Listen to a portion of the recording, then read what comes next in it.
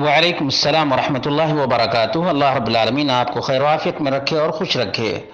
آپ کا سوال جمعہ کے دن زوال کے سلسلے میں اور اسی طرح سے خطبے کے دوران تحیۃ المسجد کے سلسلے میں تھا۔ اس سلسلے میں عرض ہے کہ سلمان فارسی رضی اللہ تعالی عنہ سے مروی ہے ان نبی صلی اللہ علیہ وسلم قال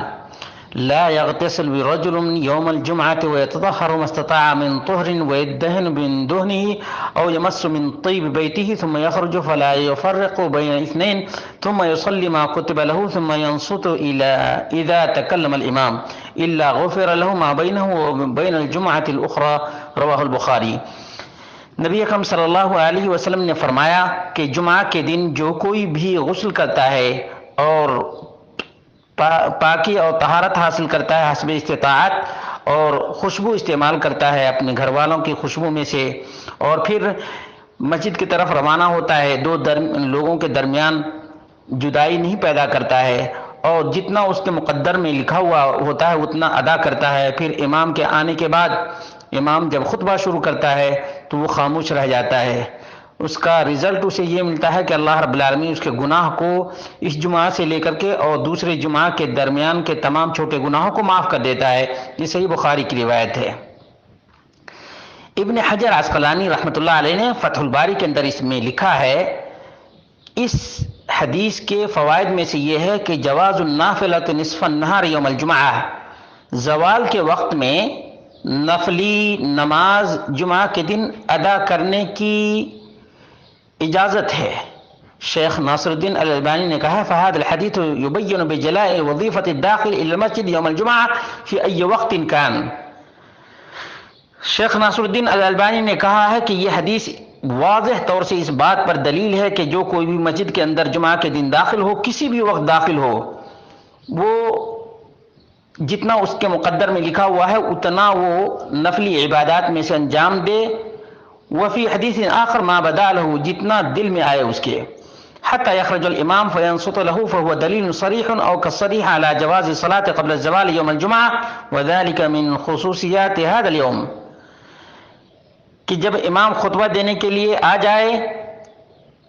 تو خاموش ہو جائے، اس بات کی دلیل ہے یا صریح دلیل کی طرح ہے کہ زوال سے پہلے جمعہ کے دن جو کوئی بھی داخل ہو وہ نماز پڑھتا رہے، کیونکہ جمعہ کی دن کے خصوصیات میں سے ہے کہ زوال کے وقت میں نوافل ادا کر سکتے ہیں۔ اسی طرح سے بہت سے ائمہ نے اسی بات کی تائید کی ہے کہ چاہے کوئی خطبہ کے وقت میں داخل ہو یا خطبہ سے پہلے، زوال سے پہلے بھی اور زوال کے وقت میں بھی کوئی آدمی داخل ہو تو اسے 2 رکعت پڑھ کے ہی بیٹھنا چاہیے، اور اگر زوال سے پہلے آ گیا ہے تو جتنا دل میں آئے اتنا پڑھے، لیکن خطبے کے دوران 2 ہی رکعت، اسی طرح سے زوال کے وقت میں کوئی داخل ہو تو وہ بھی 2 رکعت پڑھ سکتا ہے۔ کہتے ہیں انہ وقت کراہت الا یوم الجمعہ، تمام دنوں میں زوال کا وقت جو ہے کراہت کا وقت ہے سوائے یوم الجمعہ کے، یعنی جمعہ کے دن زوال کے وقت میں سنت یا نفل ادا کرنے میں کوئی کراہت نہیں ہے۔ یہ وہ مذہب الشافعی وہ الحق، یہ امام شافعی کا مذہب ہے، وہ الحق، اور یہی وہ حق ہے۔ اختارہ جماعت من الحنفیین، بہت سے علماء احناف نے بھی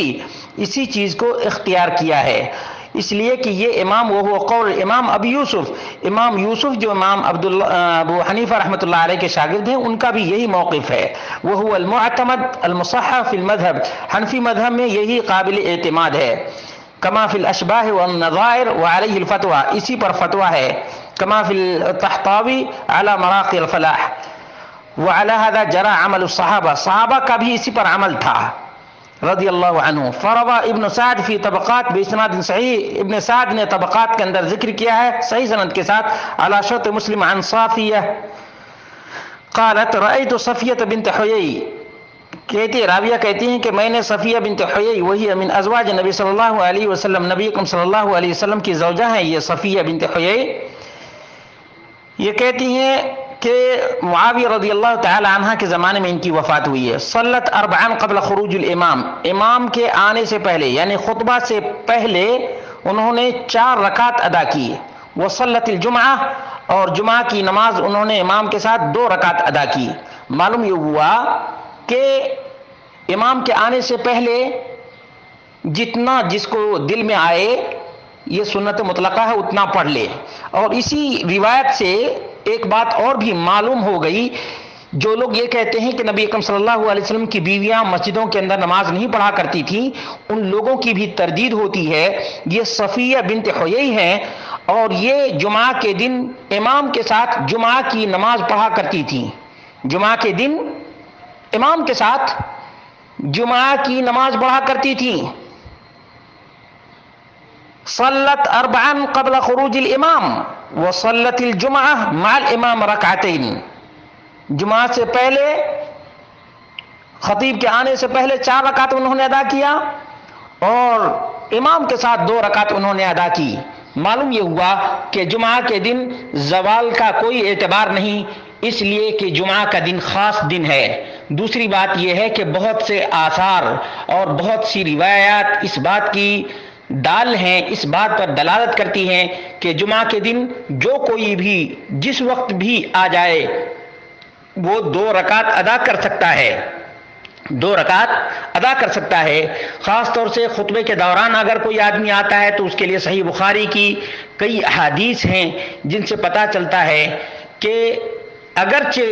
کوئی آدمی خطبہ کے دوران بھی آ جائے تو وہ کم سے کم 2 رکعت پڑھ کر کے ہی بیٹھے. ہمارے ہاں عجیب مشکل ہو گئی ہے کہ لوگ آ کر کے پہلے مسجد میں بیٹھ جاتے ہیں، اس کے بعد کہا جاتا ہے کہ 2 رکعت پڑھ لیں یا سنتیں پڑھ لیں. یہ سراسر نبی اکرم صلی اللہ علیہ وسلم کی خلاف ورزی ہے. اور آپ صلی اللہ علیہ وسلم کے حکم اذا دخل احدکم المسجد فلیصلی رکعتین قبل ان یجلس، کہ تم میں سے جو کوئی بھی مسجد کے اندر داخل ہو بیٹھنے سے پہلے 2 رکعت ادا کر لے. یہ صحیح بخاری اور صحیح مسلم کی روایت ہے.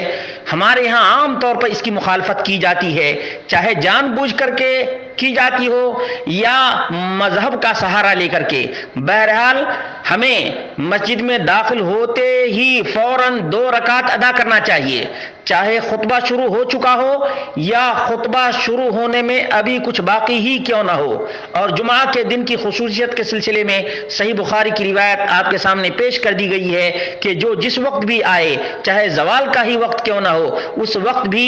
2 رکعت سنت ادا کر سکتے ہیں. اللہ رب العالمین ہم سب کو توفیق عطا فرمائے. والسلام علیکم ورحمۃ اللہ وبرکاتہ.